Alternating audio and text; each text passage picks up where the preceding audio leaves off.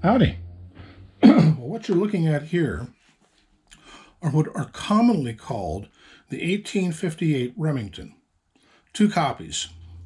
Uh, according to my magic little Italian proof mark guide, both of these were proofed at the Gardone Proof House, but this one was built in AD, so that would be 1978, and this one in 1964. They're called the 1858 Remington because usually they would have a patent 1858 Remington Company logo here on the barrel. Well, that was the F. Beale patent, and his patent was on a spur-triggered pistol of his own design, and specifically it dealt with this method of holding the cylinder in. But the Beale, so it's technically called the Beale Remington. And this was basically the pistol that Remington sold to the U.S. Army just before the Civil War and undercut Colt. Colt was charging $25 a pistol, and Remington, I think, was charging $15.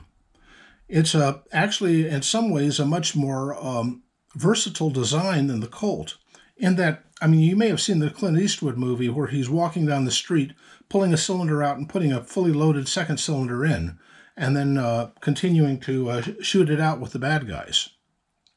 It was the 19th century speed loader as such. The way it works, by the way, is you would undo the this thing here, pull this out. Oh, I should put it in half cock.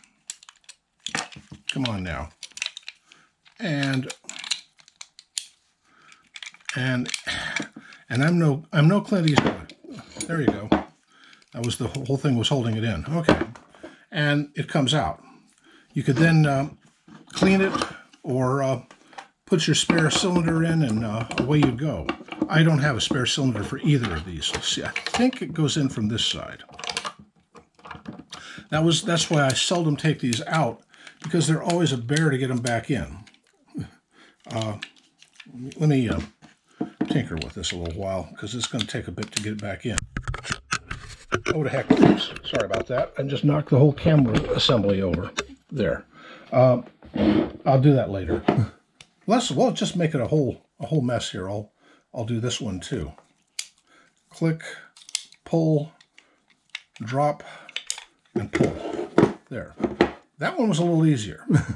See, so it's on the right side. So yeah, I'm doing it on the right side.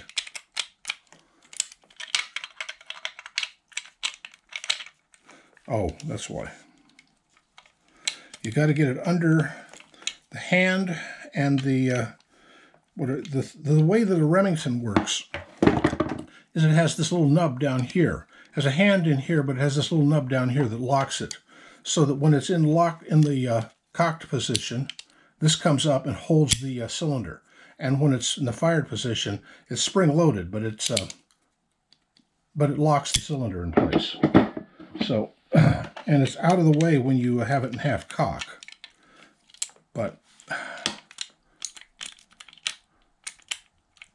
getting this to go in, this particular pistol, I got it dirt cheap because it needs work, and it's work beyond my capabilities, but it does need work. I mean, this is what did I say? It's a 1964 pistol. It's an early one. This one, though brass framed, works a little bit easier, as I recall. Let's see if I can get back in. Yeah, I can get back in. There and there. And this one, how come you have to be such a stubborn poop? Well, I'll work on that later. Anyway, just showing off two Remingtons. Oh, by the way, these are probably both. This one is marked Euro Arms, and this one is not marked with any manufacturer, but by its the era it was made in, it was probably a Euro Arms as well.